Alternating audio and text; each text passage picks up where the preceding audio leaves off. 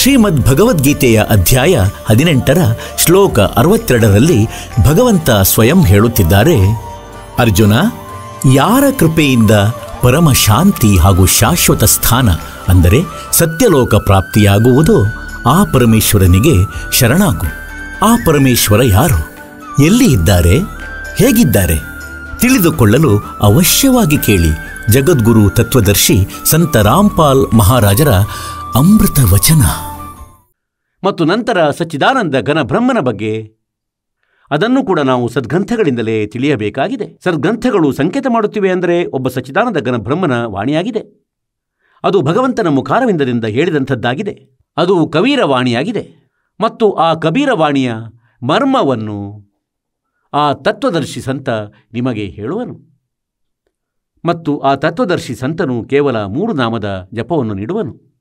ಮತ್ತು 3 ನಾಮದ ಜಪವನ್ನು ಅವನು 3 ಸ್ಥಿತಿಗಳಲ್ಲಿ ನೀಡುತ್ತಾನೆ. ಸಚ್ಚಿದಾನಂದ ಘನ ಬ್ರಹ್ಮನ ವಾಣಿಯಲ್ಲಿ ಬರೆಯಲಾಗಿದೆ. ಇದು ಕೂಡ ಒಂದು ಸದ್ಗ್ರಂಥವಾಗಿದೆ. ಇವೆಲ್ಲವನ್ನು ಸೇರಿಸಿ ಸದ್ಗ್ರಂಥವೆನ್ನುತ್ತಾರೆ. ಅಂತೆಯೇ ಪವಿತ್ರ 4 ವೇದಗಳು, ಪವಿತ್ರ ಶ್ರೀಮದ್ ಭಗವದ್ಗೀತೆ ಮತ್ತು ಪವಿತ್ರ ಸಚ್ಚಿದಾನಂದ ಘನ ಬ್ರಹ್ಮನ ವಾಣಿ, ಕಬೀರ ವಾಣಿ,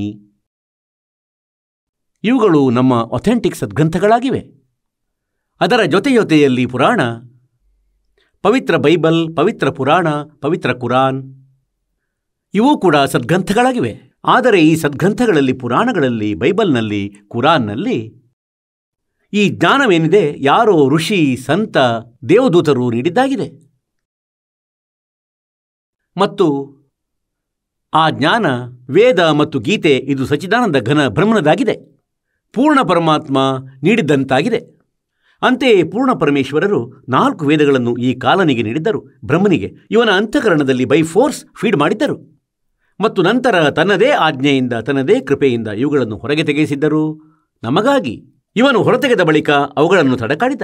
ಆಗ ಇವನಿಗೆ ತಿಳಿದು ಬಂತು ಏನೆಂದರೆ, ಸೂಕ್ಷ್ಮವೇದ ಏನಿದೆ 5ನೇಯದು, ಲಾಸ್ಟ್ನೇಯದು ಇದರದು. ಹಾಗಂತೂ ಒಟ್ಟಿಗೆ ಇದ್ದು ಈ ವೇದ ಇವುಗಳ ವಿಭಾಗ ಮಾಡಲಾದುವು ತಮ್ಮ ತಮ್ಮ ಸೆಕ್ಷನ್ ವೈಸ್.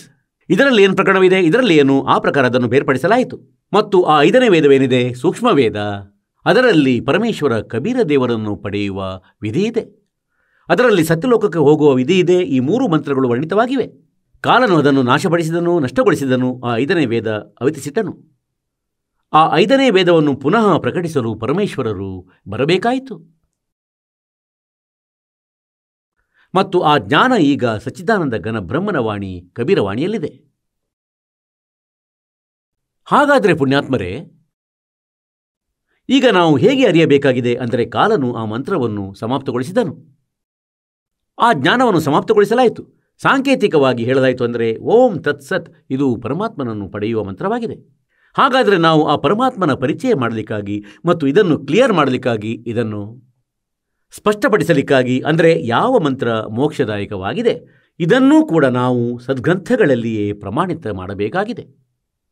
ಮತ್ತು ಸದ್ಗ್ರಂಥಗಳಿಂದ ಹೊರಗಿನ ಯಾವುದೇ ಮಂತ್ರ ನಾವು ಜಪ ಸಾಧನೆ ಮಾಡುತ್ತೇವೆ ಆದರೆ ನಮ್ಮ ಜೀವನ ನಾಶಕವಾಗಿದೆ. ವೇದಗಳಲ್ಲೂ ಓಂನ ಹೊರತು ಯಾವ ಮಂತ್ರ ಜಪ ಮಾಡಲು ಇಲ್ಲ ಮತ್ತು ಗೀತೆಯಲ್ಲೂ ಇಲ್ಲ. ಗೀತೆಯಲ್ಲಿ ಮತ್ತೊಂದು ಕ್ಲಿಯರ್ ಮಾಡಲಾಗಿದೆ ಏನೆಂದರೆ, ಅದು ಇಂತಹ ಮಂತ್ರವಿದೆ ಸಂತನು ನೀಡುವನದನ್ನು. ಅದು ಪರಮಾತ್ಮನ ವಾಣಿಯಲ್ಲಿ ಮೊದಲೇ ವಿದ್ಯಮಾನವಾಗಿದೆ. ಪರಮೇಶ್ವರರು ಕಬೀರ್ ದೇವರು ಹೇಳಿದ್ದರು, ವೇದ ಮೇರಾ ಭೇದ ಹೈ ಮೈ ನಾ ವೇದನ್ ಕೆ ಮಾಹಿ ಔರ್ ಜೌನ್ ವೇದ ಸೇ ಮೈ ಮಿಲೂಂ. ಅದು ಸೂಕ್ಷ್ಮ ವೇದವಾಗಿದೆ. ಸೂಕ್ಷ್ಮ ವೇದ 5ನೇಯದ್ದು. ಆ ವೇದದಲ್ಲಿ ಏನು ಬರೆದಿದೆ ಅದರಿಂದ ನನ್ನ ಪ್ರಾಪ್ತಿ ಇದೆ. ಅದನ್ನು ಈ ವೇದಗಳು ಅರಿಯವು. 4 ವೇದಗಳಲ್ಲೂ ಈ ಜ್ಞಾನ ಇಲ್ಲ. ಈಗ ಪರಮೇಶ್ವರ ಹೇಳ್ತಾರೆ, ಸೋಹಂ ಶಬ್ದಹಂ ಜಗ ಮೈ ಲಾಯೆ ಸಾರ ಶಬ್ದಹಂ ಗೋಪ್ ಛುಪಾಯೆ. ಯಾವುದೇ ಗ್ರಂಥದಲ್ಲಿ, ಯಾವುದೇ ಮಹಾಪುರುಷರ ವಾಣಿಯಲ್ಲಿ ಕೇವಲ ಆ ಮಹಾಪುರುಷರನ್ನು ಬಿಟ್ಟು ಯಾರಿಗೆ ಪರಮಾತ್ಮ ಸಿಕ್ಕಿದ್ದರು, ಕಬೀರ ಪರಮೇಶ್ವರರು ಅವರಿಗೆ ನೇರ ಬಂದು ಸಿಕ್ಕಿದ್ದರು, ಅವರಿಗೆ ಸಾಕ್ಷಾತ್ಕಾರವಾಯಿತು. ಅವರ ವಾಣಿಯನ್ನು ಬಿಟ್ಟು ಪುರಾಣಗಳಲ್ಲಿಲ್ಲ, ವೇದಗಳಲ್ಲಿ ಇಲ್ಲ, ಗೀತೆಯಲ್ಲಿ ಇಲ್ಲ ಮತ್ತು ಬೈಬಲ್ನಲ್ಲಿ ಕೂಡ ಈ ಸೋಹಂ ಶಬ್ದ ಸಿಗಲಾರದು ತಮಗೆ. ಪರಮೇಶ್ವರರು ಹೇಳ್ತಾರೆ, सोहम शब्द हम जग में लाए और फिर भी सार शब्द हम गुप्त छुपाए. ತನ್ನ ಮಟ್ಟದ್ದು ತನ್ನನ್ನು ಪಡೆಯುವಂಥದ್ದು. ಏಕೆಂದರೆ ಓಂ ಇದು ಬ್ರಹ್ಮನದು, ತತ್ ಇದು ಪರಬ್ರಹ್ಮನ ಮಂತ್ರವಾಗಿದೆ, ಗುಪ್ತವಾಗಿದೆ. ಮತ್ತು ಸತ್ ಇದು ಆ ಪರಮಕ್ಷರ ಬ್ರಹ್ಮನ ಮಂತ್ರವಾಗಿದೆ. ಇದನ್ನು ಸಾರನಾಮ ಎಂದು ಹೇಳುತ್ತಾರೆ. और कहते हैं सार नाम हमने गुप्त छिपाए. ಈಗ ಗುಪ್ತವಾಗಿ ಇಡಲಾಗಿದೆ, ಈಗ ನಾವು ಆರಂಭಿಸಬೇಕು. ಈಗ ಮಧ್ಯದ ಪೀಳಿಗೆ ತನಕ ಇದು ಬ್ಯಾನ್ ಆಗಿತ್ತು. ಇದನ್ನು ಕ್ಲಿಯರ್ ಮಾಡಬಾರದಾಗಿತ್ತು. ತಾವುಗಳು ಆ ಪುಣ್ಯಾತ್ಮರಾಗಿದ್ದೀರಿ, ಯಾರು ಈ ಮಧ್ಯದ ಪೀಳಿಗೆಯಲ್ಲಿ ಜನ್ಮವೆತ್ತಿದ್ದೀರಿ. ಈಗ ತಮ್ಮ ಮೋಕ್ಷವು ಬಹಳ ಸುಲಭವಾಗಿ ಆಗುವುದು. ಆದರೆ ಅಂತಿಮ ಶ್ವಾಸದ ತನಕ ಮರ್ಯಾದೆಯಲ್ಲಿರಬೇಕಾಗುವುದು. ಫಾರ್ಮುಲಾ ಹೇಳಿದ್ದೇನೆಂದರೆ, द्वार धनी के पड़ा रहे, धक्के धनी के खावे, 100 काल झकझोल ही पर द्वार छोड़ ना जावे. ಹೀಗೆ ನಾವು ಪರಮಾತ್ಮನನ್ನು ಪಡೆಯುವೆವು. ಹೇಳಿ ಸದ್ಗುರುದೇವರಿಗೆ. ಪರಮಪಿತ ಪರಮಾತ್ಮ ಪೂರ್ಣಬ್ರಹ್ಮ ಸರ್ವ ಸೃಷ್ಟಿ ರಚನಾಕಾರ ಕಬೀರದೇವ ಕಬೀರ ಸಾಹೇಬರ ಅಪಾರವಾದ ಕೃಪೆಯಿಂದ ತಾವು ಪರಮೇಶ್ವರರ ಈ ಸತ್ಸಂಗ ಸಮಾಗಮದಲ್ಲಿ ಉಪಸ್ಥಿತರಾಗುವಂತಾದಿರಿ. ಯಾವ ಪುಣ್ಯಾತ್ಮಗಳ ಯುಗ ಯುಗಗಳ ಪುಣ್ಯ ಅತ್ಯಧಿಕವಾಗಿರುತ್ತದೆಯೋ ಅವೇ ಪುಣ್ಯ ಆತ್ಮಗಳಿಗೆ ಸತ್ಸಂಗ ಉಪಲಬ್ಧ ಆಗುತ್ತದೆ. ಎಲ್ಲಿಯವರೆಗೆ ನಮಗೆ ಸತ್ಸಂಗ ಸಿಗುವುದಿಲ್ಲ, ನಾವು ನಮ್ಮ ಮನುಷ್ಯ ಜೀವನವನ್ನು ವ್ಯರ್ಥಗೊಳಿಸುತ್ತಿರುತ್ತೇವೆ. ಮತ್ತು ಸತ್ಸಂಗದ ಬಳಿಕ ನಮಗೆ ಈ ಜ್ಞಾನ ಉಂಟಾಗುತ್ತದೆ. ಈಗ ಪರಮೇಶ್ವರನು ನಮಗೆ ಮನುಷ್ಯ ಶರೀರವನ್ನು ಯಾತಕ್ಕಾಗಿ ಪ್ರದಾನಿಸಿದ್ದಾರೆ? ಪರಮಾತ್ಮ ಕಬೀರ ದೇವರು, ಕಬೀರ ಪರಮೇಶ್ವರರು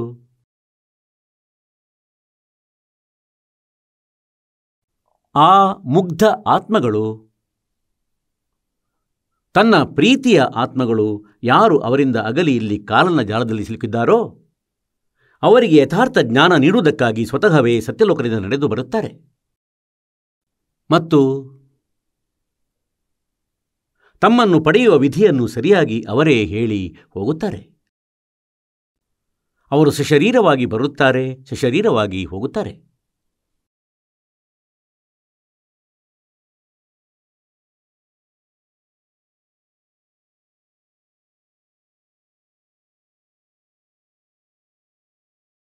ಆ ಪರಮಾತ್ಮನ ಹೊರತು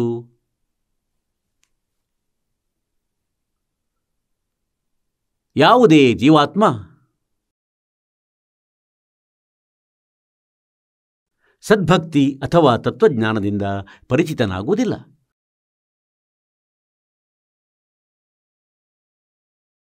ಈ ಕಾಲ ಭಗವಂತನು ನಮಗೆಲ್ಲ ಜೀವಾತ್ಮಗಳನ್ನು ಇಲ್ಲಿ ಮಿಸ್ಗೈಡ್ ಮಾಡಿಟ್ಟಿದ್ದಾನೆ ಮತ್ತು ತನ್ನ ಸ್ವಾರ್ಥತೆಯಿಂದ ನಮ್ಮನ್ನಿಲ್ಲಿ ಸಿಲುಕಿಸಿಟ್ಟಿದ್ದಾನೆ. ಪರಮಪಿತ ಪರಮಾತ್ಮ ಕಬೀರ ದೇವರು ನಮಗೆ ಕಾಲನ ಜಾಲದ ಬಗ್ಗೆ ತಿಳಿಸುತ್ತಿದ್ದಾರೆ ಮತ್ತು ಇಲ್ಲಿಂದ ಪಾರಾಗುವ ಉಪಾಯವನ್ನು ತಿಳಿಸುತ್ತಿದ್ದಾರೆ, ವಿಧಿಯನ್ನು ಹೇಳುತ್ತಿದ್ದಾರೆ. ಅದಕ್ಕಾಗಿ ಎಲ್ಲಕ್ಕಿಂತ ಮೊದಲು ಪರಮಾತ್ಮ ನಮಗೆ ನೆನಪು ಕೊಡಿಸುತ್ತಿದ್ದಾರೇನೆಂದರೆ, ನೀವು ಇಲ್ಲಿ ಇರುವವರಲ್ಲ, ಈ ಪೃಥ್ವಿಲೋಕ ತಮ್ಮದಲ್ಲ ಮತ್ತು ಈ ಸಂತಾನ ಸಂಪತ್ತು ಕೂಡ ಮತ್ತು ಈ ಶರೀರ ಕೂಡ ತಮ್ಮದು ಅಸ್ಥಿರವಾಗಿದೆ ಮತ್ತು ತಾವು ಇದನ್ನು ತ್ಯಜಿಸಿ ಹೋಗುವಿರಿ.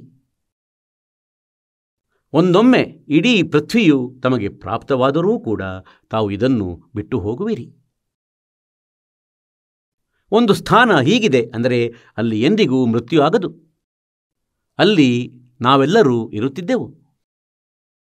ಎಲ್ಲಿ ನಾವೆಲ್ಲ ಇರುತ್ತಿದ್ದೆವೋ ಅಲ್ಲಿ ಯಾವ ಕಷ್ಟವಿರಲಿಲ್ಲ, ಯಾವ ಸಾವು ಇರಲಿಲ್ಲ, ಯಾವ ವೃದ್ಧಾಪ್ಯ ಇರಲಿಲ್ಲ, ಯಾವ ರೋಗ ಕಷ್ಟವಿರಲಿಲ್ಲ. ಈಗ ಎಲ್ಲಕ್ಕಿಂತ ದೊಡ್ಡ ಸಮಸ್ಯೆ ನಮ್ಮೆದುರು ಬಂದುಬಿಟ್ಟಿದೆ. ಏನೆಂದರೆ ನಮಗೆ ಈ ವಿಶ್ವಾಸ ಆಗುತ್ತಿಲ್ಲ. ಏನೆಂದರೆ ನಿಜವಾಗಿಯೂ ಯಾವುದಾದರೂ ಇಂತಹ ಸ್ಥಾನವಿದೆಯೇ? ನಾವು ಕೇಳಿಸಿಕೊಳ್ಳುತ್ತಿರುವಂಥದ್ದು ಇದನ್ನು ವಿಶ್ವಸಿಸಲು ಬಹಳ ಪ್ರಮಾಣಗಳಿವೆ, ಬಹಳ ಕ್ರಮಗಳಿವೆ. ಅಂತೆಯೇ ಪರಮೇಶ್ವರ ಕಬೀರ ದೇವರು ಬಂದು ಈ ಜ್ಞಾನವನ್ನು ಹೇಳಿದರು. ಮತ್ತು ಪರಮೇಶ್ವರ ಕಬೀರರು ಇನ್ನೂ ಅನೇಕ ಮಹಾಪುರುಷರಿಗೆ, ಆ ಒಳ್ಳೆಯ ಆತ್ಮಗಳಿಗೆ ಆ ಸತ್ಯಲೋಕದ ದರ್ಶನವನ್ನು ಮಾಡಿಸಿದರು ಮತ್ತು ನಂತರ ಅವರನ್ನು ಮರಳಿಬಿಟ್ಟರು. ಉದ್ದೇಶ ಇದೇ ಆಗಿತ್ತು. ಅಂದರೆ ಆ ಪರಮಾತ್ಮ ಅದಕ್ಕಾಗಿ ಸಾಕ್ಷಿಯನ್ನು ತಯಾರು ಮಾಡುತ್ತಿದ್ದರು. ಅವರು ಆ ಪರಮೇಶ್ವರನನ್ನು ಕಂಡು ಸತ್ಯಲೋಕವನ್ನು ಕಣ್ಗಳಿಂದ ನೋಡಿ ತದನಂತರ ಅದರ ಸಾಕ್ಷಿ ನೀಡಲೆಂದು, ಇದರಿಂದಾಗಿ ಅನ್ಯ ಜೀವಾತ್ಮಗಳಿಗೆ ವಿಶ್ವಾಸ ಉಂಟಾಗಲಿ ಎಂದು. ಪುಣ್ಯಾತ್ಮರೇ, ಯಾವ ಮಹಾಪುರುಷರಿಗೆ, ಶ್ರೇಷ್ಠ ಆತ್ಮಗಳಿಗೆ ಪರಮಾತ್ಮ ಸಿಗುತ್ತಾರೆ, ಅವರು ಯುಗ ಯುಗದ ಬಹಳ ಒಳ್ಳೆಯ ಸಂಸ್ಕಾರಿ ಹಂಸಾತ್ಮಗಳಾಗಿರುತ್ತಾರೆ. ಮತ್ತವರು ಸತ್ಯಲೋಕವನ್ನು ಪ್ರವೇಶಿಸಲು ಯೋಗ್ಯರಾಗಿರುತ್ತಾರೆ. ಮತ್ತು ಕೆಲವರನ್ನು ಪರಮೇಶ್ವರರು ತನ್ನ ಕೃಪೆಯಿಂದ ಅವರನ್ನು ಯೋಗ್ಯರನ್ನಾಗಿ ಮಾಡಿಕೊಂಡು ಸತ್ಯಲೋಕವನ್ನು ತೋರಿಸಿ ಮರಳಿ ಬಿಡುತ್ತಾರೆ. ಈಗ ನಾವು ಇದನ್ನು ವಿಶ್ವಾಸ ಮಾಡಬೇಕಾಗುತ್ತದೆ. ಈ ರೀತಿ ವಿಶ್ವಾಸ ಮಾಡಬೇಕು ಅಂದರೆ ಆ ಮಹಾಪುರುಷರು ಸತ್ಯಖಂಡವನ್ನು ನೋಡಿದರು, ಸತ್ಯಲೋಕವನ್ನು ನೋಡಿದರು, ಅಲ್ಲಿ ಪರಮೇಶ್ವರನನ್ನು ನೋಡಿದರು ಮತ್ತು ಅಲ್ಲಿಯ ಸುಖದ ವಿಷಯದ ಕುರಿತಾಗಿ ಮಾಹಿತಿ ನೀಡಿದರು. ಅಲ್ಲಿಯ ಸ್ಥಿತಿಯನ್ನು ಪರಿಚಿತಗೊಳಿಸಲಾಯಿತು. ತಮ್ಮ ಅಫಿಡಾವಿಟನ್ನು ಬರೆದರು. ತಮ್ಮ ಅಮೃತವಾಣಿಯ ಮೂಲಕ ಪ್ರಮಾಣವನ್ನು ನೀಡಿದರು. ಹಾಗೆ ಈ ರೀತಿ ನಾವು ವಿಶ್ವಾಸ ಮಾಡಬೇಕಾಗುತ್ತದೆ. ಅಂದರೆ ನಾವು ಸತ್ಯಲೋಕದಿಂದ ಬಂದಿದ್ದೆವು ಮತ್ತು ಅಲ್ಲಿಗೆ ಹೋದ ಬಳಿಕವೇ ನಮಗೆ ಸುಖ ಪ್ರಾಪ್ತವಾಗುವುದು. ನಂತರ ಜನ್ಮ ಮೃತ್ಯು ಎಂದಿಗೂ ಬಾರದು. ವಿಶ್ವಾಸ ಮಾಡಲು ಇನ್ನೊಂದು ಬೇರೆ ಕಾರಣವಿದೆ. ಅಂತೆಯೇ ನಮ್ಮ ಸದ್ಗ್ರಂಥಗಳು ಇದೇ ಪ್ರಮಾಣ ನೀಡುತ್ತಿವೆ. ಶ್ರೀಮದ್ ಭಗವದ್ಗೀತೆ ಅಧ್ಯಾಯ ಸಂಖ್ಯೆ 18 ಶ್ಲೋಕ ಸಂಖ್ಯೆ 62ರಲ್ಲಿ ಗೀತೆಯ ಜ್ಞಾನದಾತ ಹೇಳುತ್ತಾನೇನೆಂದರೆ, ಅರ್ಜುನ, ನೀನು ಸರ್ವಭಾವದಿಂದ ಆ ಪರಮೇಶ್ವರನ ಶರಣದಲ್ಲಿ ಹೋಗು. ಅವನ ಕೃಪೆಯಿಂದ ನೀನು ಪರಮ ಶಾಂತಿಯನ್ನು ಮತ್ತು ಸನಾತನ ಪರಮಧಾಮವನ್ನು ಪ್ರಾಪ್ತಿಸುವೆ. ಸನಾತನ ಪರಮಧಾಮ ಶಾಶ್ವತಂ ಸ್ಥಾನಂ. ಶಾಶ್ವತಂ ಅಂದರೆ ಸದಾ ಇರುವಂತಹ, ಯಾವುದರದ್ದು ನಾಶ ಇರಲಾರದಂಥದ್ದು, ಅದೆಂದೂ ವಿನಾಶವನ್ನು ಪ್ರಾಪ್ತಿಸಲಾರದಂಥದ್ದು. ಅಮರ ಸ್ಥಾನ. ಮತ್ತಲ್ಲಿ ಪರಮಶಾಂತಿ ಇರುವುದು. ಅಲ್ಲಿ ಸರ್ವ ಸುಖವಾಗುವುದು. ಮತ್ತಲ್ಲಿ ಹೋದ ಬಳಿಕ ನಂತರ ಜನ್ಮ ಮೃತ್ಯು ಬರಲಾರದು. ಗೀತೆ ಅಧ್ಯಾಯ ಸಂಖ್ಯೆ 15 ಶ್ಲೋಕ ಸಂಖ್ಯೆ 1ರಿಂದ 4ರಲ್ಲಿ ಸ್ಪಷ್ಟಗೊಳಿಸಲಾಗಿದೆ. ಏನೆಂದರೆ, ನಿನಗೆ ಯಾವಾಗ ತತ್ವದರ್ಶಿ ಸಂತ ಪ್ರಾಪ್ತನಾಗುವನು ಮತ್ತು ತತ್ವದರ್ಶಿ ಸಂತನು ಹೇಗಿರುವನು, ಅದೂ ಕೂಡ ಇದರಲ್ಲಿ ವರ್ಣಿತವಾಗಿದೆ. ಅಧ್ಯಾಯ ಸಂಖ್ಯೆ 15 ಶ್ಲೋಕ ಸಂಖ್ಯೆ 1ರಲ್ಲಿ. ತದನಂತರ ಆ ಪರಮ ಪದವಿ ಪರಮೇಶ್ವರನ ಹುಡುಕಾಟ ಮಾಡಬೇಕಾಗುತ್ತದೆ. ಆ ಪರಮೇಶ್ವರನ ಪರಮಪದದ ಹುಡುಕಾಟ ಮಾಡಬೇಕಾಗುವುದು. ಆ ತತ್ ಬ್ರಹ್ಮನ ಪರಮಪದದ ಆ ಪರಮ ಸ್ಥಾನದ್ದು ಪದದ ಅರ್ಥವಾಗುತ್ತದೆ ಒಂದಂತೂ ಪದ್ಧತಿ, ವೇ ಆಫ್ ವರ್ಷಿಪ್. ಒಂದು ಪದ ಇರುತ್ತದೆ, ಉಪಾಧಿ.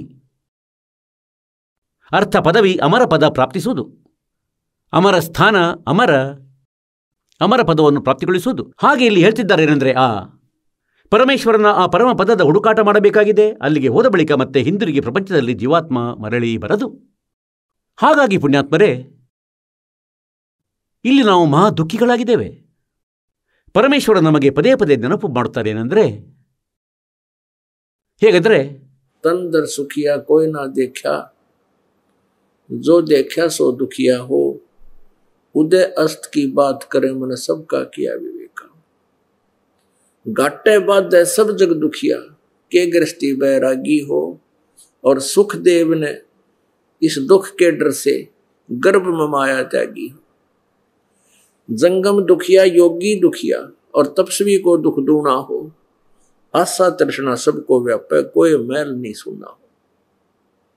साच कहूं तो जग ना माने, और झूठ कही ना जाई हो, ये ब्रह्मा विष्णु शिव जी दुखिया जिन ये राह चलाई। सुरपति दुखिया भूपति दुखिया, रंग दुखी विपरीती हो, कहे कबीर और सब दुखिया, एक संत सुखी मन जीती हो। ಇಲ್ಲಿ ಯಾವ ಜೀವಾತ್ಮ ಕೂಡ ಸುಖಿಯಾಗಿಲ್ಲ. ವಿಷ್ಣುವಿನ ವಿಚಾರವನ್ನು ಕೇಳಿಸಿಕೊಳ್ಳಿ. ಶ್ರೀ ದೇವಿ ಭಾಗವತದಲ್ಲಿ ಪ್ರಥಮ ಸ್ಕಂದದಲ್ಲಿ ಪುಟ ಸಂಖ್ಯೆ 28-29ರಲ್ಲಿ ಸ್ಪಷ್ಟ ಹೇಳುತ್ತಾನೇನೆಂದರೆ, ನಾನು ಹೆಚ್ಚಾಗಿ ತಪಸ್ಸನ್ನು ಮಾಡುತ್ತಿರುತ್ತೇನೆ. ತಪ ಮಾಡಿ ಮತ್ತು ಬ್ಯಾಟರಿ ಚಾರ್ಜ್ ಮಾಡಿ ಶಕ್ತಿ ಪ್ರಾಪ್ತಿ ಮಾಡಿ ನಂತರ ರಾಕ್ಷಸರೊಡನೆ ಯುದ್ಧವನ್ನು ಮಾಡುತ್ತಿರುತ್ತೇನೆ. ಮತ್ತು ಎಂದಾದರೂ ಸ್ವಲ್ಪ ಸಮಯ ಸಿಕ್ಕಿದರೆ ಲಕ್ಷ್ಮಿಯೊಡನೆ ಸುಖಪೂರ್ವಕವಾಗಿ ಸಮಯವನ್ನು ಕಳೆಯುವೆನು. ಇಲ್ಲವಾದರೆ ಈ ರಾಕ್ಷಸರನ್ನು ಹೊಡೆಯುವುದು ನನ್ನ ಕರ್ತವ್ಯವಾಗಿದೆ, ಡ್ಯೂಟಿಯಾಗಿದೆ. ಮತ್ತು ನಾನು ದುರ್ಗೆಯ ಪೂಜೆಯನ್ನು ಮಾಡುತ್ತೇನೆ. ಈ ದುರ್ಗೆಗಿಂತ ಮೇಲಿನ ಯಾವುದೇ ಭಗವಂತನಿಂದ ನಾನು ಪರಿಚಿತನಲ್ಲ, ನನಗೆ ಜ್ಞಾನವಿಲ್ಲ. ನಾನು ಇವರನ್ನೇ ಫೈನಲ್ ಗಾಡ್ ಎಂದು ನಂಬುತ್ತಿದ್ದೇನೆ. ಈಗ ಪುಣ್ಯಾತ್ಮರೇ, ಪರಮೇಶ್ವರ ಕಬೀರ ದೇವರು ಬಂದು ನಮಗೆ ಈ ಅಮೂಲ್ಯವಾದ ಜ್ಞಾನ ನೀಡಿದ್ದಾರೆ. ಮತ್ತು ಈ ಜ್ಞಾನದ ಈಗ ನಾವು ಲಾಭ ಪಡೆಯಬೇಕಾಗಿದೆ. ಪರಮಾತ್ಮ ಹೇಳುತ್ತಾರೆ, ಈ ಮಾತುಗಳು ಹೇಳಲು ಕೇಳಲು ಇರುವವಲ್ಲ, ಇದನ್ನು ಮಾಡಿ ತೋರಿಸಬೇಕಾಗಿದೆ. ಈಗ ಹೇಗೆ ಆದರಣೀಯ ಗರೀಬ್ ದಾಸ್ ಸಾಹೇಬರಿಗೆ, ಚುಡಾಣಿಯವರಿಗೆ ಇವರಿಗೆ ಪರಮಾತ್ಮ ಸಿಕ್ಕಿದ್ದರು. ಇವರು 10 ವರ್ಷದ ವಯಸ್ಸಿನವರಾಗಿದ್ದರು. ಸತ್ಯಖಂಡಕ್ಕೆ ಕರೆದೊಯ್ದಿದ್ದರು. ಆ ಶ್ರೇಷ್ಠ ಆತ್ಮವನ್ನು, ಶುದ್ಧಾತ್ಮವನ್ನು, ಮತ್ತು ನಂತರ ಮರಳಿಬಿಟ್ಟರು. ಗರೀಬ್ ದಾಸರ ಶರೀರವನ್ನು ಮೃತನೆಂದು ತಿಳಿದು ಚಿತೆಯ ಮೇಲೆ ಇಡಲಾಗಿತ್ತು. ಮತ್ತು ಒಮ್ಮೆಲೆ ಪ್ರಜ್ಞೆ ಬಂದುಬಿಟ್ಟಿತು. ಚಿತೆಯಿಂದ ಮೇಲೆ ತಂತಾನೆ ಎದ್ದು ಹೊರಟು ಬಿಟ್ಟರು. ಚಿತೆಯಿಂದ ಮತ್ತೇನೋ ಅವರು ತನ್ನ ಕಣ್ಣಿನಿಂದ ನೋಡಿದರು. ಆ ಎಲ್ಲ ವಿಷಯಗಳನ್ನು ತನ್ನ ಅಮೃತವಾಣಿಯಲ್ಲಿ ವರ್ಣಿತಗೊಳಿಸಿದರು. ಗರೀಬ್ ದಾಸರದು ಸುಮಾರು 2500 ಬೀಗ. ಅದು 2.25 ಬೀಗತ್ತು. ಈಗ ಹೇಳುವುದಾದರೆ ವರ್ತಮಾನದಲ್ಲಿ 5 ಬೀಗಗಳು 1 ಎಕರೆಗೆ ಸಮವಾಗುತ್ತದೆ. ಆ ಸಮಯದಲ್ಲಿ ಬೀಗ ಅಂದರೆ 2.25 ಬೀಗ ವರ್ತಮಾನದ್ದು ಇಷ್ಟು ಆಗುತ್ತಿತ್ತು. ಸರಿಸುಮಾರು 1375 ಎಕರೆ ಜಮೀನಿನ ಒಡೆಯ ಅವರಾಗಿದ್ದರು. ಬಹಳ ದೊಡ್ಡ ಶ್ರೀಮಂತರಾಗಿದ್ದರು. ಮತ್ತು ನಂತರ ಅವರು ಈ ಅಮೃತ ಜ್ಞಾನ ನೀಡಿದರು. ಪರಮಾತ್ಮನು ಅವರೊಳಗೆ ಆ ಜ್ಞಾನವನ್ನು ಫೀಡ್ ಮಾಡಿದರು ಕಬೀರ ಪರಮೇಶ್ವರರು. ಒಬ್ಬ ಯಾರಾದರೂ ಯಾವುದೇ ವ್ಯಕ್ತಿ ಅಂತೆಯೇ ತನ್ನ ಸ್ವಾರ್ಥವಶಾತ್ ಯಾರೋ ಹಾಡುಗಾರ ಹಾಡನ್ನು ಮಾಡಿರಬಹುದು. ಭಜನೆಕಾರ ಭಜನೆ ಮಾಡಿರಬಹುದು. ತನ್ನ ದೈನಂದಿನ ರೊಟ್ಟಿಗಾಗಿ ಆಗಲೂ ನಾವು ಒಪ್ಪುತ್ತೇವೇನೆಂದರೆ ಹಾಗೆ ತನ್ನಡೆಯಿಂದ ಜೋಡಿಸಿಟ್ಟಿರಬಹುದು. ಗರೀಬ್ ದಾಸರಂತೂ ಪ್ರತಿಯೊಂದು ರೀತಿಯಲ್ಲಿ ಸಂಪನ್ನರಾಗಿದ್ದರು, ಸಮೃದ್ಧರಾಗಿದ್ದರು. ಮತ್ತು ಆ ಪರಮೇಶ್ವರನ ಕಣ್ಣಾರೆ ಕಂಡ ಆ ಮಹಿಮೆಯನ್ನು ಗರೀಬ್ ದಾಸರು ವರ್ಣಿತಗೊಳಿಸಿದರು. ಆಗ ಅವರು ಏನು ಹೇಳಿದರು? ಸಂತೋ मन की माला फेरो, संतो मन की माला फेरो,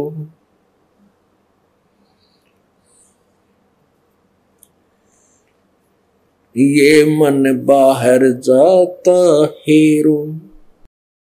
ಅಂದ್ರೆ ಈ ಮನಸ್ಸಿಗೆ इस मन की माला फेरो, ಅಂದರೆ ಈ ಮನಸ್ಸನ್ನು ನಾಮದಿಂದ ಜೋಡಿಸಿಡಬೇಕು. ಇದನ್ನು ಅಲ್ಲಿ ಇಲ್ಲಿ ಅಲೆದಾಡಲು ಬಿಡಬೇಡಿ.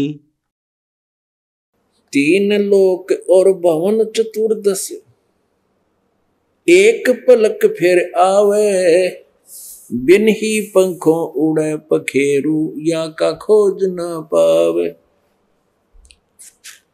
तत् की तस्बी सुरत सुमरणी, दर्द के धागे पोई, अर्दम नाम साहेब का सुमरो, यो सुमरण कर लोई.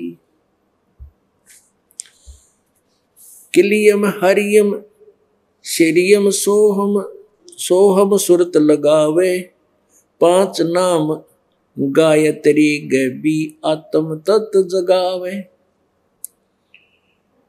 ररंकार उचार अनाहद रोम रोम रस्तालम कर की माला कौन काम जब आत्म राम अबदालम स्वर्ग पताल सृष्टि में डोले सर्वलोक सैलानी यो मन भैरो भूत बेतालम यो मन अलख अमानी यो मन ब्रह्मा विष्णु महेशम इंद्र वरुण कुबेरम मन ही धर्म राय है भाई सकल दूत जमजेरम मन के ऊपर निजमन साहेब ताही नवाऊं सीसम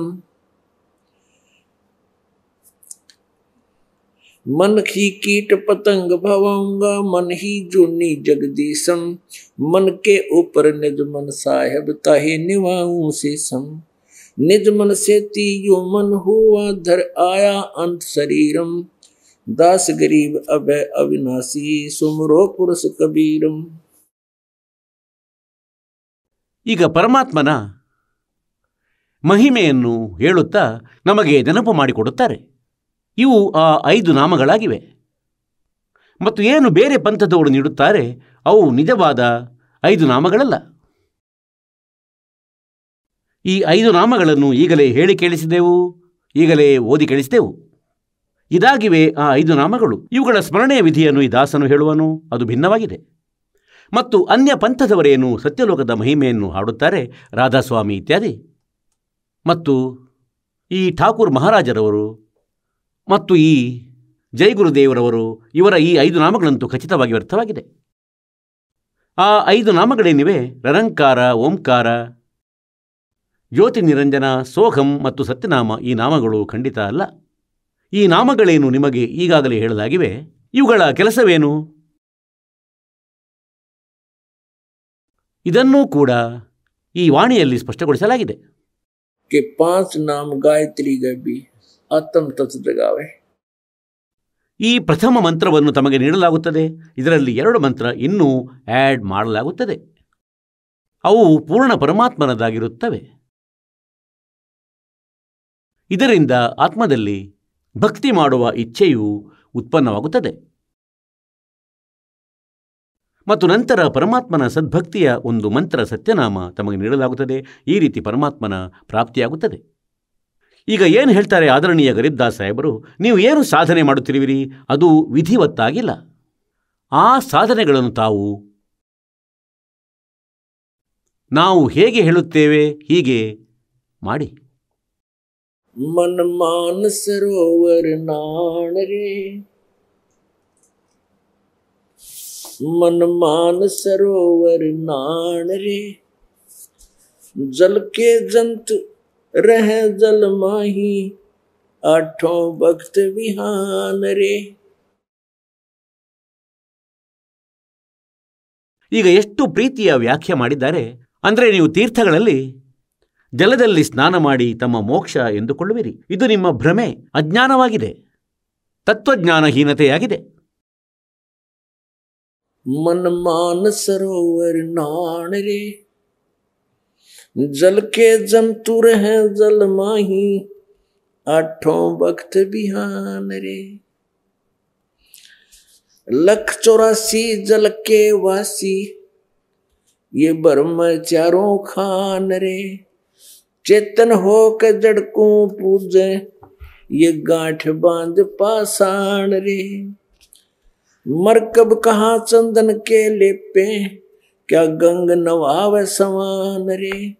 शुद्धि हो न पूछतास की ये छोड़त नाही बाण रे. 12 कोट जहां जम किंकर बड़े बड़े दैत हैवान रे. धर्मराय की दरगाह माही वह होगी खेचा ताण रे. 184 कठिन 83 ये बचन हमारा मान रे. जैसे लोहो तार जंती में ऐसे खींचे प्राण रे. जुन्नी संकट मेट देते हैं तो शब्द हमारा मान रे. अर्दम जाप जपो हर हीरा चलना आम दीवान रे. स्वर्ग रसातल लोक कुसातल रचे जमी असमान रे 14 तबक किए छन माही ये सर्जे शशि अरुबान रे।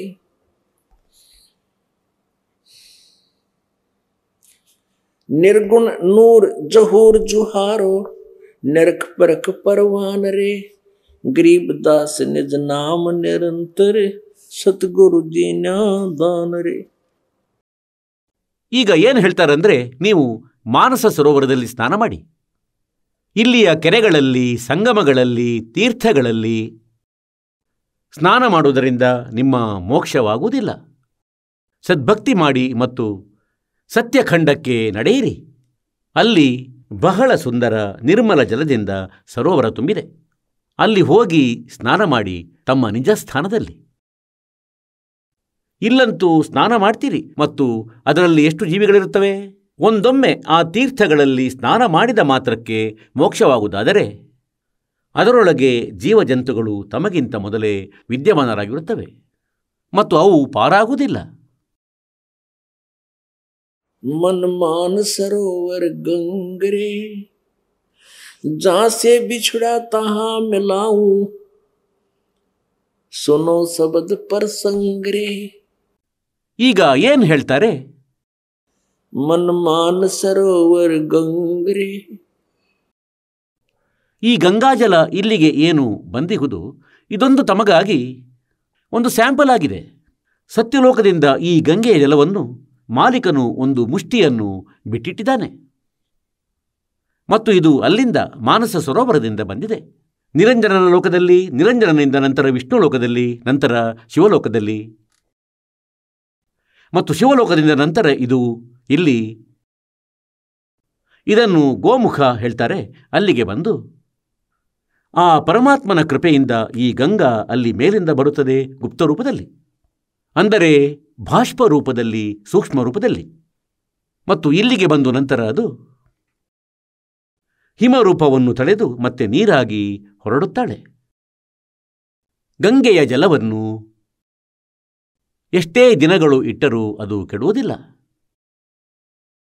ಮತ್ತು ಯಾವ ಪರಮೇಶ್ವರನು ಈ ವಾಣಿ, ಈ ಜ್ಞಾನ ನೀಡಿದ್ದಾರೆ, ಆ ಪರಮಾತ್ಮನ ಈ ಅಮೃತ ವಚನಗಳಿಂದ ಸಿಂಪಲ್ ಜಲ, ವಾಟರ್, ಸಾಧಾರಣ ಜಲವೂ ಈ ಗಂಗೆಯ ಜಲಕ್ಕಿಂತಲೂ ಪವಿತ್ರವಾಗಿ ಬಿಡುತ್ತದೆ. ಮತ್ತು ನಾವೇನು ಪಾಠ ಮಾಡುತ್ತೇವೆ ಪರಮಾತ್ಮನ ವಾಣಿಯದು, ಅದರಲ್ಲಿ ಒಂದೊಮ್ಮೆ ಪಠಿಸುವವರು ಸರಿಯಾಗಿದ್ದರೆ, ಪಾಠ ಮಾಡುವವರು ಶುದ್ಧಾತ್ಮವುಳ್ಳ ಮಕ್ಕಳಾಗಿದ್ದರೆ, ಪಾಠ ಮಾಡುವ ಸಮಯದಲ್ಲಿ ಮನಸ್ಸಿನಲ್ಲಿ ದೋಷ ಇತ್ಯಾದಿ ಇರದಿದ್ದರೆ ಆಗ ಆ ಜಲ ಏನು ಸಿದ್ಧವಾಗುತ್ತದೆ. ಅದನ್ನು ನಾವು ಕುಂಭಜಲ ಅಮೃತ ಎಂದು ಹೇಳುತ್ತೇವೆ. ಅದು ಗಂಗಾಜಲಕ್ಕಿಂತಲೂ ಅತ್ಯಧಿಕ ಪವಿತ್ರವಾಗಿರುತ್ತದೆ. ಮತ್ತು ಆ ಜಲವನ್ನು ಇಂದೂ ನಮ್ಮ ಹತ್ತಿರ ಇರಿಸಲಾಗಿದೆ. ಯಾವುದು 10, 12, 12 ವರ್ಷಗಳ ಮೊದಲೇನೆ ಸಿದ್ಧವಾಗಿತ್ತು. ಹಾಗಾಗಿ ಇಲ್ಲಿ ಇದನ್ನು ಹೇಳಬಯಸುವುದೇನೆಂದರೆ, मनमान सरोवर गंगरे. ಇದೇನು ಇಲ್ಲಿ ಗಂಗೆ ಇದೆ, ಆ ಮಾನಸ ಸರೋವರದಿಂದ ಈ ಜಲ ಬಂದಿದೆ. ಮತ್ತು ಅಲ್ಲಿ ಇಂಥಿಂಥ ಪದಾರ್ಥಗಳಿವೆ ಅಂದರೆ ಅವು ಎಂದೂ ಕೆಡಲಾರವು, ಸದಾ ಹಸಿರಾಗಿರುತ್ತವೆ, ಹಸಿರು ವೃಕ್ಷಗಳಿರುತ್ತವೆ. ಎಲ್ಲ ಪದಾರ್ಥಗಳು ಅಲ್ಲಿಯೂ ಬಹಳ ಚೆನ್ನಾಗಿರುತ್ತವೆ. मनमान सरोवर गंगरे जहां से बिछड़ा वहीं मिलाऊं सुनो शब्द परसंगरे. ನೀವು ನಮ್ಮ ಜ್ಞಾನ ಕೇಳಿ, ನಮ್ಮ ಜ್ಞಾನದಿಂದ ನೀವು ಒಳ್ಳೆಯ ರೀತಿಯಲ್ಲಿ ಪರಿಚಿತರಾಗಿರಿ ಮತ್ತು ನೀವು ಎಲ್ಲಿಂದ ಬಂದಿರುವಿರಿ, ನಿಮ್ಮನ್ನು ಅಲ್ಲಿಗೆ ಸೇರಿಸಿ ಬಿಡುವೆನು. जहां से बिछड़ा तहां मिलाऊं वहीं मिलाऊं सुनो शब्द परसंगरे. दैने गंगा बामे जमुना मध्य सरस्वती रंगरे. कलबिस कुसमल मोच होते हैं पल पल पर भी गंगरे. काशी क्रोध काहे लेवो बिना भजन ना डंगरे. कोट ग्रंथ का यो ही अर्थ है करो साध सत्संगरे. ಈಗ ಎಷ್ಟು ಮುದ್ದಾದ ಮಾತುಗಳಾಗಿವೆ ಮಹಾಪುರುಷರದು, ಪರಮಾತ್ಮನಲ್ಲಿ ಪರಿಚಿತ ಪುಣ್ಯಾತ್ಮರದು. कहते काशी क्रोत काहे लेत हो. ಮೊದಲು ಕಾಶಿಯಲ್ಲಿ ಒಂದು ಕಸಾಯಿಖಾನೆ ಮಾಡಿಟ್ಟಿದ್ದರು ಇವರು ನಕಲಿ ಗುರುಗಳು. ಮತ್ತು ಹೀಗೆ ಹೇಳಿಟ್ಟಿದ್ದರು ಅಂದರೆ ಯಾರು ಕಾಶಿಯಲ್ಲಿ ಗರಗಸರಿಂದ ಕತ್ತು ಕೊಯ್ಯಿಸಿಕೊಳ್ಳುವರು ಅವರು ನೇರ ಸ್ವರ್ಗಕ್ಕೆ ಹೋಗುವರು. ಈಗ ಪರಮಾತ್ಮ ಹೇಳುತ್ತಾರೆ ಇವೆಲ್ಲ ಸೋಗಿನ ಮಾತುಗಳು. काशी क्रोत काहे लेवो बिना भजन ना डंगरे. और कोट ग्रंथ का यही अर्थ है तुम करो साध सत्संग रे. ಅಂದರೆ ಕೋಟಿ ಗ್ರಂಥಗಳದ್ದು ಒಂದೇ ಅರ್ಥವಾಗಿದೆ. ಅಂದರೆ ಸಂತರ ಸತ್ಸಂಗ ಮಾಡಿ, ತತ್ವದರ್ಶಿ ಸಂತರ ಹುಡುಕಾಟ ಮಾಡಿ, ಅವರ ಜ್ಞಾನವನ್ನು ಕೇಳಿ, ಅವರಿಂದ ಜ್ಞಾನವನ್ನು ಕೇಳಿ. सूक्ष्म रूप स्वरूप सुभानम निश्चल अचल अभांगरे. आसन अस्तल सही तास के बिना बाना वृद्ध बिनंगरे. बिन ही पंखों उड़े गगन को चाल चाल बिहंगरे. दिव्य दृष्टि तो दर्श करते हैं हरदम कला उमंगरे. परानंदनी पारख लीजय मूर मंत्र ओम अंगरे. गायत्री गलतान ध्यान है सोहम सुरत सुहंगरे. अजपा जाप जपो निस्वासर जीत चलो जम जंगरे. गरीब दास दर्शन देवा के देख भया मन दंगरे. ಈಗ ಇದರಲ್ಲಿ ಸ್ಪಷ್ಟಗೊಳಿಸಲಾಗಿದೆ ಏನೆಂದರೆ ಈ ಮಂತ್ರವನ್ನು ಜಪಿಸಿ. ಇದು ಅಜಪ್ಪ ಜಪವಾಗಿದೆ, 2 ಮಂತ್ರಗಳ ಜಪ. अजपा जाप जपो निस्वासर जीत चलो जम जंगरे. गरीब दास दर्शन देवा के देख भया मन चतुभंगरे. ಅಂದರೆ ಆ ಪರಮಪಿತ ಪರಮಾತ್ಮನ ದರ್ಶನವನ್ನು ನಾನು ಮಾಡಿದೆ. ಆ ದೇವರದು ಪರಮಾತ್ಮನದು. ಹೇಳ್ತಾರೆ, ನೋಡಿದಾಗ ಮನಸ್ಸು ಸ್ತಬ್ಧವಾಗಿ ಹೋಯಿತು. ಒಮ್ಮೆಲೆ ರೋಮಾಂಚನಗೊಳಿಸುವ ನೋಟವನ್ನು ನೋಡಿದೆ. मन मान सरोवर मेल रे. बहु सागर से पार उतारे यो अगम अगोचर खेल रे. मन मान सरोवर मेल रे. बहु सागर से पार उतारे अगम अगोचर खेल रे. श्रवण बिना शब्द एक सुनिए पर खोता ही बलेल रे. गगन मंडल में ध्यान धरो वहां दीपक है बिन तेल रे. चारों जुग में संत पुकारे कूक कहा हम हेल रे. हीरे मोती माणिक बरसे ये जग चुगता ढेल रे. 5-25 3 पर तकिया यो मन सुन सकेल रे. बर्द बांध ले बुद्धि का बांधो बहुजल नौका पेल रे. या बारू कैसी गांठ बंधी है नर समझो मूड बलेल रे. लखी करोड़ी बहे जगत में संग ना चाल्या देल रे. एक पापी एक पुन्नी आया एक है सुम दलेल रे. गरीब दास सतनाम भजन बिन सब ही काल की जेल रे. ಈಗ ಏನು ಹೇಳ್ತಾರೆ ಅಂದರೆ ಆ ಪರಮೇಶ್ವರನ ನೀನು ದರ್ಶನ ಮಾಡಬೇಕೆಂದರೆ ಅವನು ಮಾನಸ ಸರೋವರದಲ್ಲಿ ಅವನು ಸಿಗುವನು. ಈ ನಕಲಿ ತೀರ್ಥಗಳಲ್ಲಿ, ಈ ಕೆರೆಗಳಲ್ಲಿ ಪರಮಾತ್ಮ ಸಿಗಲಾರನು. मन मान सरोवर मेल रे और भवसागर से पार उतारा मारा अगम अगोचर खेल रे. चारों युग में संत पुकारे कूक कहा हम हेल रे. हीरे माणक मोती बरसे ये जग चुगता ढेल रे. एक पुन्नी एक पापी आया एक है सोम दलेल रे. गरीब दास सतनाम भजन बिन. ಅದು 2 ಮಂತ್ರದ್ದು 2 ಅಕ್ಷರದ ನಾಮ. ಆ ನಾಮದ ಹೊರತು ये सब ही काल की जेल रे. ಹೀಗಾಗಿ ಪುಣ್ಯಾತ್ಮರೇ, ನಾವು ಈ ವಿಶ್ವಾಸವನ್ನು ಮಾಡಬೇಕಾಗುತ್ತದೆ. ಎಂದರೆ ಈ ಮಹಾಪುರುಷರು ಏನು ಆ ಯಥಾರ್ಥ ಸ್ಥಾನದ ಮಾಹಿತಿ ನಮಗೆ ನೀಡಿದ್ದಾರೆ ಮತ್ತು ಅಲ್ಲಿಗೆ ಹೋಗುವ ವಿಧಿಯನ್ನು ಕೂಡ ಹೇಳಿದ್ದಾರೆ. ಕಣ್ಣಾರೆ ಕಂಡು ಪರಮಾತ್ಮನನ್ನು ನಂತರ ಇವರು ಮರಳಿ ಬಂದಿದ್ದಾರೆ. ಈ ದಯೆ ಮಾಡಿದ್ದಾರೆ ತಮ್ಮ ಮೇಲೆ, ನಮ್ಮೆಲ್ಲ ಜೀವಾತ್ಮಗಳ ಮೇಲೆ ಕಬೀರ ಪರಮಾತ್ಮನು. ಯಾಕೆಂದರೆ ಇದರಿಂದ ಈ ಕಾಲನ ಮೂಲಕ ಸತಾಯಿಸಲ್ಪಟ್ಟ ಈ ಆತ್ಮಗಳಿಗೆ ಸ್ವಲ್ಪ ಆಸಕ್ತಿ ಉಂಟಾಗಲಿ ಮತ್ತು ಇವರು ಭಕ್ತಿ ಮಾಡಲಿ, ತಮ್ಮ ಉದ್ಧಾರ ಮಾಡಿಸಿಕೊಳ್ಳಲಿ. ನಮ್ಮೆಲ್ಲರನ್ನೂ ಕಾಲನು ಇಲ್ಲಿ ಮೂರ್ಖರನ್ನಾಗಿಸಿಟ್ಟಿರುವನು. ಖಂಡಿತವಾಗಿಯೂ ಈ ನಕಲಿ ಆಟಿಕೆಗಳನ್ನು ನಮಗೆ ನೀಡಿ ಭ್ರಾಂತಿಗೊಳಿಸಿಟ್ಟಿದ್ದಾನೆ. ಅಂದರೆ ಈ ಶರೀರ ನಿನ್ನದಾಗಿದೆ, ಈ ಮಾಯೆ ನಿನ್ನದಾಗಿದೆ, ಈ ಮಗ ನಿನ್ನವನು, ಈ ಮಗಳು ನಿನ್ನವಳು, ಈ ಕಾರು ನಿನ್ನದು, ಈ ಬಂಗಲೆ ನಿನ್ನದಾಗಿದೆ ಮತ್ತು 1 ಸೆಕೆಂಡಿನಲ್ಲಿ ಎಲ್ಲವನ್ನು ಮುಗಿಸಿಬಿಡುತ್ತಾನೆ. ಪರಮಾತ್ಮ ಹೇಳುತ್ತಾರೆ, ಇದೆಲ್ಲ ಕಾಲನ ಷಡ್ಯಂತ್ರವಾಗಿದೆ. ಈ ಕಾಲನ ಷಡ್ಯಂತ್ರವನ್ನು ನಾವು ಅರಿಯಬೇಕಾಗಿದೆ. ಸರಿ, ಎಲ್ಲಿಯವರೆಗೆ ನಮ್ಮ ಸಂಸ್ಕಾರ ಯಾವುದೇ ಪರಿವಾರ ಅಥವಾ ಜೀವಾತ್ಮದೊಡನೆ ಇದೆ, ಯಾವ ಸಮಸ್ಯೆಯೂ ಇಲ್ಲ. ಈ ಜೋಡಿಸಲ್ಪಟ್ಟ ಸಂಬಂಧಗಳಂತೂ ನಾವಾಗಿಯಂತೂ ಮಾಡಿದ್ದಲ್ಲ ಮತ್ತು ನಾವದನ್ನು ಮುರಿಯಬೇಕೆಂದರೆ ಅದೂ ಕೂಡ ನಮಗೆ ಸಾಧ್ಯವಿಲ್ಲ. ಈಗ ಇದಂತೂ ಮೊದಲಂತೂ ನಾವು ನಮ್ಮ ಸಂಸ್ಕಾರಗಳಿಂದ ನಿರ್ಧರಿಸಬೇಕಾಗಿತ್ತು. ಅಂತೆಯೇ ಯಾರ ಸಂಯೋಗವಿದೆ. ಈಗ ಪರಮಾತ್ಮ ಅವನು ಸಿಕ್ಕಿರುವನು, ಅವನು ನಮ್ಮ ಸಂಸ್ಕಾರಗಳನ್ನು ಚೇಂಜ್ ಮಾಡುವನು. ಈಗ ಪುಣ್ಯಾತ್ಮರೇ, ನಾವು ಎಲ್ಲಕ್ಕಿಂತ ದುಃಖಿಯಾಗಿದ್ದೇವೆ. ಸಾಂಸಾರಿಕ ಈ ಆಡಂಬರಗಳನ್ನು, ಪ್ರಾಪಂಚಿಕ ಮರ್ಯಾದೆಗಳನ್ನು ನಾವು ಇಷ್ಟೊಂದು ಹೆಚ್ಚಿಸಿಬಿಟ್ಟಿದ್ದೇವೆ. ಈಗ ಇದನ್ನು ನಿಯಂತ್ರಿಸುವುದು ಕಠಿಣವಾಗುತ್ತಿದೆ. ಅಂದರೆ ಎಲ್ಲಕ್ಕಿಂತ ದೊಡ್ಡದು ನಮಗಾಗಿ ಒಂದು ಬಹಳ ದೊಡ್ಡ ಭಾರಿ ಬೆಟ್ಟವಾಗಿದೆ, ಈ ವಿವಾಹ. ಹೆಣ್ಣು ಮಕ್ಕಳ ವಿವಾಹ ನಮಗಾಗಿ ಬಹಳ ಭಾರಿ ಆಗಿ ಹೋಗಿದೆ. ಆಯಿತು ಹೇಗೆ? ಏಕೆಂದರೆ ನಾವು ಇಷ್ಟೊಂದು ಪಾಪಕರ್ಮಗಳನ್ನು ಮಾಡುತ್ತೇವೆ. ಅಂದರೆ ಯಾರೋ ಲಂಚ ತೆಗೆದುಕೊಳ್ಳುತ್ತಾರೆ.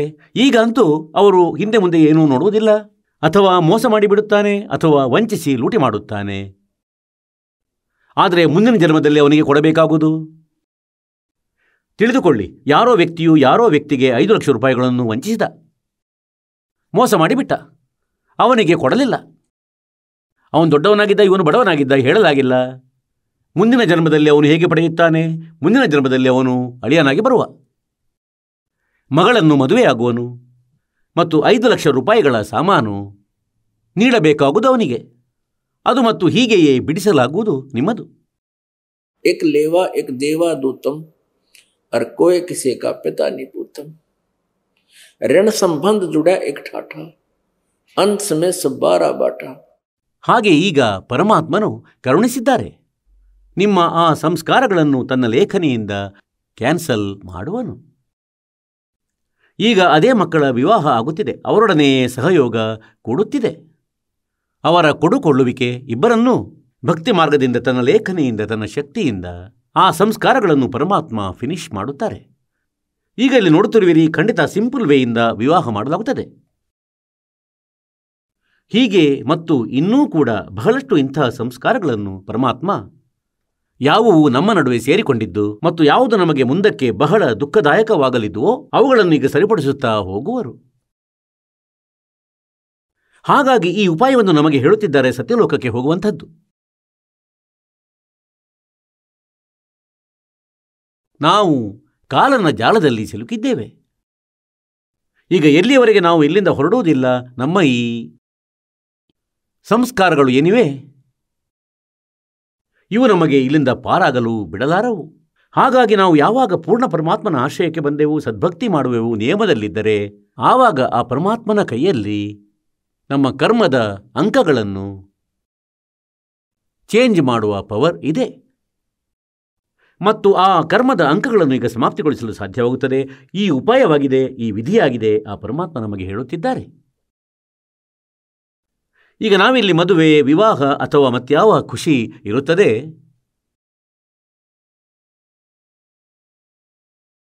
ಬಹಳಷ್ಟು ಹೆಚ್ಚು ಗೊತ್ತಿಲ್ಲ ಯಾವ ಪ್ರಕಾರದ ಆ ಡೋಲು ವಾದ್ಯ ಏನೆಲ್ಲ ವಾರಿಸ್ತಾರೆ.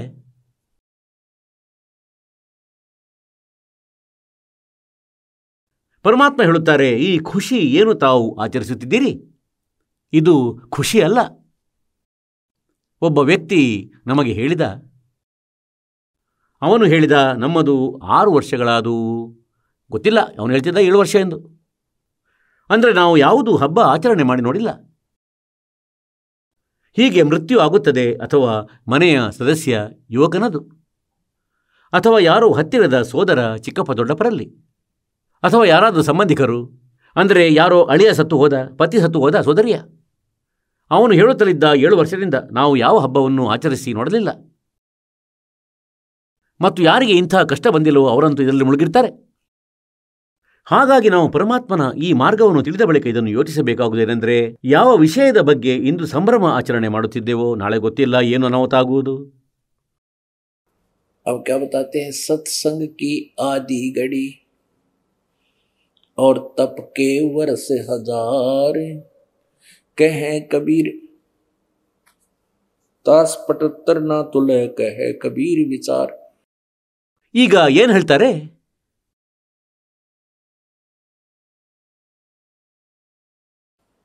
आज हमारे रंग संत समागम है रे,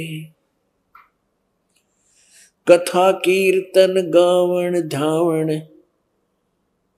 बहुत सुने प्रसंग, मन की कुटिलता छूटत नाही, यो मन बसे भवंग. दिल दरिया में बावर पड़त है, उठे अंत तरंग, तिरकुटी महल में जाए बसोरे, जहाँ बह सहस मुख गंग. का कहूँ कुछ कहा न जाई, मूरत अचल बिहंग, अरस पियाले सदमत वाले, काहे को घोटो भंगे. दास गरीब मिटे सब झगड़ा, करो साध सत्संगी. ಎಷ್ಟು ಚಂದ ವಾಣಿ ಹೇಳಿದ್ದಾರೆ ಅಂದರೆ, दास गरीब मिटे सब झगड़ा और करो साध सत्संग. ಸಾಧುಗಳ ಅಂದರೆ ತತ್ವದರ್ಶಿ ಸಂತರ ಸಂಗ ಮಾಡಿ, ಅಂದರೆ ಅವರ ಜ್ಞಾನವನ್ನು ಕೇಳಿ ನಿಮ್ಮ ಎಲ್ಲ ಝಂಜಾಟ ಅಳಿದು ಹೋಗುವುದು. ಈಗ ಏನು ಹೇಳುತ್ತಾರೆ ಪರಮಾತ್ಮ ಅಂದರೆ, ನೀವಿಲ್ಲಿ ಏನು ಖುಷಿಯನ್ನು ಆಚರಿಸುತ್ತಿರುವಿರಿ, ಇದು ಯೂಸ್ಲೆಸ್ ಆಗಿದೆ. ತಾವು ಖುಷಿಯನ್ನು ಆಚರಿಸಿ, ಪರಮಾತ್ಮನ ಗುಣಗಾನವನ್ನು ಮಾಡಿ. गगन मंडल में गोमट है रंग होरी हो, श्वेत ध्वजा फर्रावे राम रंग होरी हो. ಈಗ ಅಂತೆಯೇ ನಾವಿಲ್ಲಿ ಹೋಳಿ ಆಡುತ್ತಿದ್ದೆವು ಮೊದಲು ಜ್ಞಾನವಿಲ್ಲದೆ, ಮಂಗನಂತೆ ಮುಖ ಮಾಡಿಕೊಳ್ಳುತ್ತಾ ಕೆಂಪು ಹಳದಿ ಕೆಸರು ಎಲ್ಲ ಶರೀರದ ಮೇಲೆ ಹಾಕಿಬಿಡುತ್ತಾರೆ. ಯಾವುದೋ ಮಣ್ಣು, ಯಾವುದೋ ಬೂದಿ, ಯಾರ್ದಾದರೂ ಕಣ್ಣು ಹೊಡೆದು ಹೋಗುವುದು, ಮತ್ತು ಅವರು ಬಿಡ್ತಿದ್ರು ಬಾಂಬ್ ಪಟಾಕಿಗಳನ್ನು. ಯಾರ್ದಾದರೂ ಕಣ್ಣು ಉರಿದು ಹೋಗುವುದು, ಯಾರ್ದಾದರೂ ಕೈ ಸುಡುವುದು, ಯಾರಿಗಾದರೂ ಅಂದರೆ ಬೆಂಕಿ ತಗಲಬಹುದು, ಬಹಳ ನಷ್ಟವಾಗುವುದು. ನಂತರ ನೋಡಿ ವಾತಾವರಣ ಎಷ್ಟು ದೂಷಿತವಾಗುತ್ತದೆ. ನಾವು ಎಲ್ಲ ರೀತಿಗಳನ್ನು ಬದಲಿಸಿ ಬಿಟ್ಟೆವು. ಮೊದಲು ಶುದ್ಧ ತುಪ್ಪದಿಂದ ಜ್ಯೋತಿ ಉರಿಸುತ್ತಿದ್ದರು, ಮತ್ತೆ ಮೊಂಬತ್ತಿ ಉರಿಸತೊಡಗಿದರು, 2 ಪಟ್ಟು ಕಾರ್ಬನ್ ಡೈಆಕ್ಸೈಡ್. ಇದು ಯಾವ ರೀತಿಯ ಖುಷಿ? ಪರಮಾತ್ಮ ಹೇಳ್ತಾರೇನೆಂದರೆ, ನೀವೇನು ಇಲ್ಲಿ ಖುಷಿ ಆಚರಿಸುತ್ತಿದ್ದೀರಿ, ಈ ಖುಷಿ ನಕಲಿಯಾಗಿದೆ. ಈಗ ಖುಷಿ ಆಚರಿಸಿ. ಹೋರಿ ಎಂದರೆ ಖುಷಿ. ಪರಮಾತ್ಮನ ಹೆಸರಿನ ಆ ರಂಗಿನ ಹೋಲಿಯನ್ನು ಆಡಿ, ಆ ರಾಮನಾಮದಲ್ಲಿ ಸಂಪೂರ್ಣ ಮುಳುಗಿರಿ, ಪರಮಾತ್ಮನ ಭಕ್ತಿಯಲ್ಲಿ ತಲ್ಲೀನರಾಗಿ. गगन मंडल में गोमट है रंग होरी हो, वह श्वेत ध्वजा फर्रावे राम रंग होरी हो. ಈಗ ಹೇಳುತ್ತಾರೆ, ಮೇಲೊಂದು ಬಿಳಿಯ ಗುಮ್ಮಟವಿದೆ ಸತ್ಯಲೋಕದಲ್ಲಿ. ಎಲ್ಲ ವೇದಗಳು ಇದೇ ಪ್ರಮಾಣವನ್ನು ನೀಡುತ್ತಿವೆ. ಕಣ್ಗಳಿಂದ ನೋಡಿದರು ಪರಮಾತ್ಮನ ಪ್ರೀತಿಯ ಆತ್ಮಗಳು. ಇವರಿಗೆ ಪರಮಾತ್ಮ ಸಿಕ್ಕಿದ್ದರು, ಸತ್ಯಲೋಕಕ್ಕೆ ಕರೆದೊಯ್ದರು, ಮರಳಿ ಬಿಟ್ಟರು. ಅವರು ಇದೇ ಪ್ರಮಾಣವನ್ನು ನೀಡುತ್ತಿದ್ದಾರೆ. गगन मंडल में गोमट है रंग होरी हो, वह श्वेत ध्वजा फहरावे राम रंग होरी हो. बुद्धि बानी से आगम है रंग होरी हो, सुरत नरत जहाँ लावे राम रंग होरी हो. नाभि कमल ब्रह्मा भय रंग होरी हो, ये सर्जे विष्णु महेश राम रंग होरी हो। यत्युर्गुण माया बिस्तरी रंग होरी हो, ये किया सकल परवेश राम रंग होरी हो। चंद सूरज पानी पवन रंग होरी हो, कच्छ मच्छ कूरम राम रंग होरी हो। ओम मंत्र आदि है रंग होरी हो, रचे सकल आरंभ राम रंग होरी हो। तीन गुणन पर ताकत है रंग होरी हो, पांच तत्व पर काश राम रंग होरी हो। सुर नर मुनि जन देवता रंग होरी हो, सावतरी और गौरी राम रंग होरी हो। लक्ष्मी विष्णु संग है रंग होरी हो, कमलापति में भंवर राम रंग होरी हो। ये किन्नर भूत पिशाच है रंग होरी हो, दान्य दंत अपार राम रंग होरी हो। राक्षस का रासा कहूँ रंग होरी हो, रचे सकल परिवार राम रंग होरी हो। गण गंधर्व ज्ञानी गुणी रंग होरी हो, ये चातुर्मूढ़ अनंत राम रंग होरी हो। ओम नाद अगाध है रंग होरी हो, अजब नवेला कंत राम रंग होरी हो। 184 जाति है रंग होरी हो, ये 4 खान के जीव राम रंग होरी हो। अंडरज जेरज उद बुधा रंग होरी हो, ये श्वेत खान रचि पीव राम रंग होरी हो।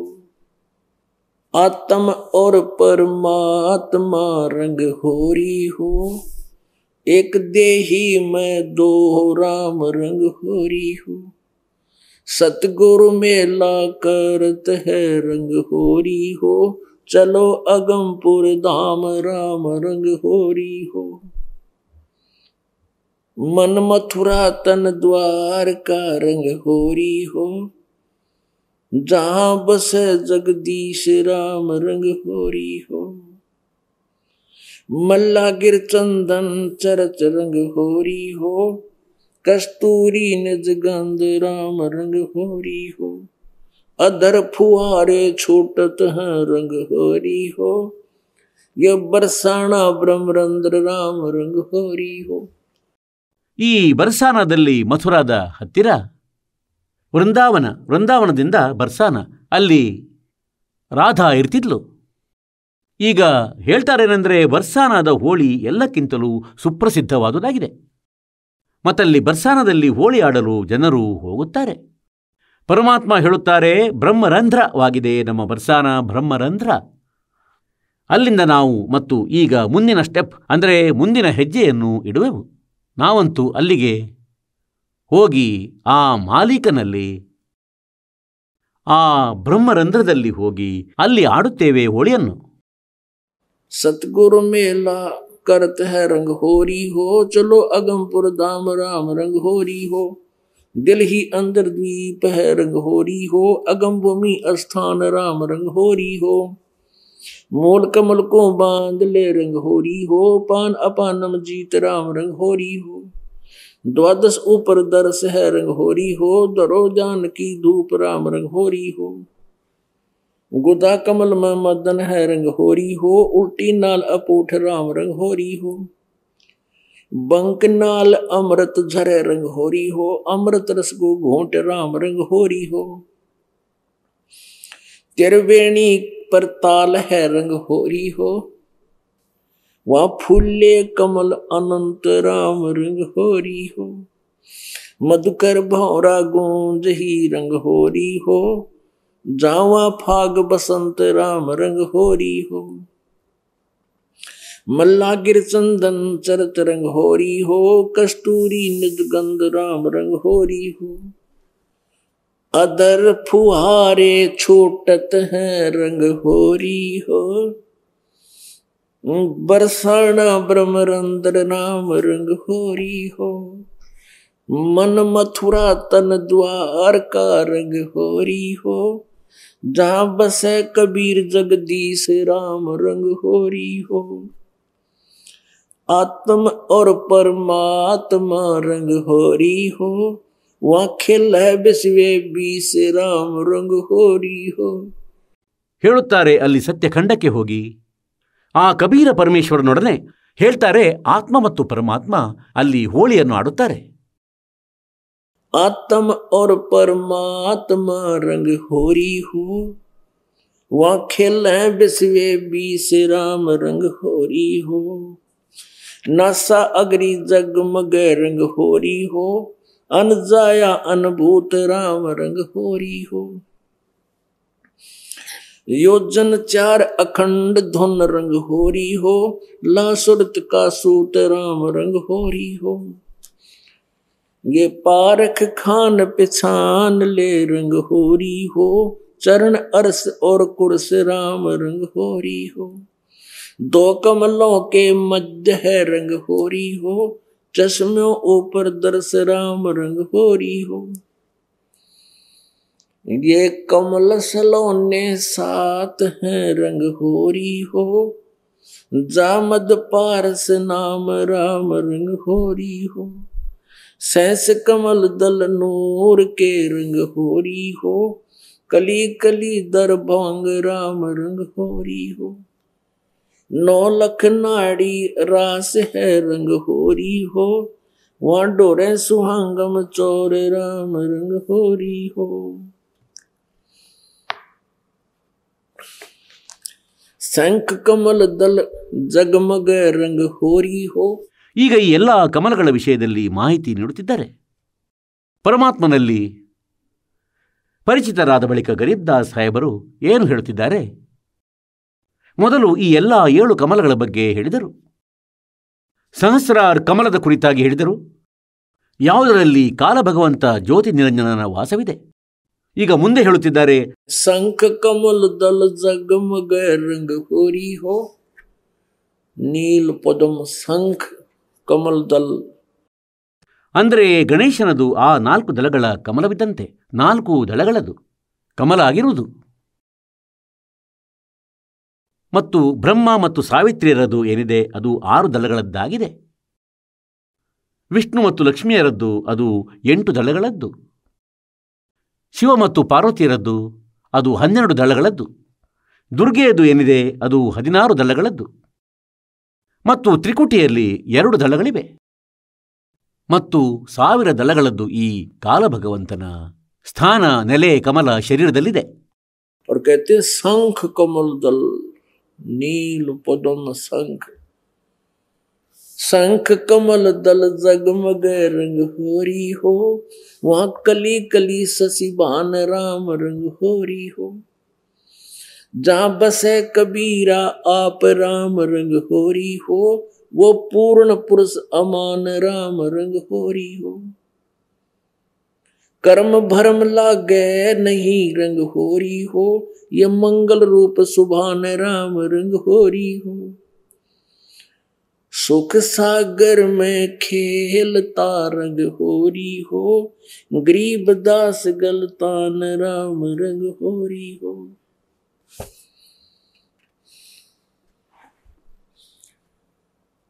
सुन सरोवर मनस हन रंग होरी हो, या खेल है फाग बसंत राम रंग होरी हो। विष्णु शंकर खेल ही रंग होरी हो, ये सुर नर मुनिजन संत राम रंग होरी हो। वो दुल्हा साहेब एक है रंग होरी हो, ये दुल्हन संग असंग राम रंग होरी हो। घाट बाट कुछ है नहीं रंग होरी हो, अवगत मार्ग बंक राम रंग होरी हो। श्वेत गुमट सिर से हेरा रंग होरी हो, जल का किरण अनंत राम रंग होरी हो। अब कौन युगत से पाई ये रंग होरी हो, सतगुरु कहे उपदेश राम रंग होरी हो। ಈಗ ಏನ್ ಹೇಳ್ತಿದ್ದಾರೆ? कि दुल्हा साहेब एक है रंगोरी हो, माँ दुल्हन संख असंख राम रंग होरी हो। ಆ ಪುಣ್ಯಾತ್ಮಗಳು ಪರಮಾತ್ಮನಿಂದ ಇಲ್ಲಿ ಸಂಬಂಧಿತವಾಗಿ ಸದ್ಭಕ್ತಿ ಮಾಡಿ ಸತ್ಯಖಂಡಕ್ಕೆ ಹೊರಟು ಹೋಗುತ್ತಾರೆ. ಹೇಳುತ್ತಾರೆ, ಆ ಒಬ್ಬ ಪರಮಾತ್ಮ ಎಲ್ಲರೊಡನೆ ಅಲ್ಲಿ ಆನಂದವಾಗಿ ಇರುತ್ತಾರೆ. ಈಗ ಹೇಳ್ತಾರೆ, ಮೇಲೆ ಗುಮ್ಮಟವಿದೆ, ಬಿಳಿ ಗುಮ್ಮಟ, ಶಿರ್ಸೇಹರ, ಬಿಳಿಯ ಗುಮ್ಮಟವಿದೆ, ತಲೆಯ ಮೇಲೆ ಕಿರೀಟವಿದೆ ಪರಮಾತ್ಮನದ್ದು. कहते हैं सफेद गुम्मट सिर से हरा रंग होरी हो, ಮತ್ತು ಅದರಲ್ಲಿ जलके किरण अनंत राम रंग होरी हो। ಈಗ ಹೇಳ್ತಾರೆ, ಯಾವ ವಿಧಿಯಿಂದ ಅವನನ್ನು ಪಡೆಯಲು ಸಾಧ್ಯ? कौन युक्त से पाई ये रंग होरी हो, ಉತ್ತರ ನೀಡುತ್ತಾರೆ, सतगुरु कहे उपदेश राम रंग होरी हो। ऐसा अगम अगाध है रंग होरी हो, पार न पावे शेष राम रंग होरी हो। ಈಗ ಏನು ಹೇಳ್ತಾರೆ? मन राजा खेलन चला रंग होरी हो, तिरुवणी कतीर राम रंग होरी हो।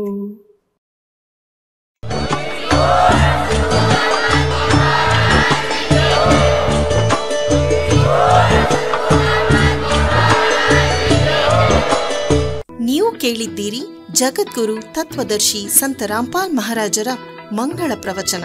ಹೆಚ್ಚಿನ ಮಾಹಿತಿಗಾಗಿ ವಿಸಿಟ್ ಮಾಡಿ ನಮ್ಮ ವೆಬ್ಸೈಟ್ www.jagadguru-rampalji.org. ಸಂತ ರಾಮ್ಪಾಲ್ ಮಹಾರಾಜರ ಶುಭ ಆಶೀರ್ವಾದದಿಂದ ಇಡೀ ವಿಶ್ವದಲ್ಲಿ 500ಕ್ಕೂ ಹೆಚ್ಚು ನಾಮದೀಕ್ಷಾ ಕೇಂದ್ರಗಳಿವೆ. ಇದರಲ್ಲಿ ಸಂತ ರಾಮ್ಪಾಲ್ ಮಹಾರಾಜರಿಂದ ನಿಶುಲ್ಕವಾಗಿ ಆನ್ಲೈನ್ ನಾಮದೀಕ್ಷೆ ಕೊಡಲಾಗುತ್ತಿದೆ. ತಮ್ಮ ಹತ್ತಿರದ ನಾಮದೀಕ್ಷಾ ಕೇಂದ್ರದ ಮಾಹಿತಿಗಾಗಿ ಸಂಪರ್ಕಿಸಿ 888 444 7302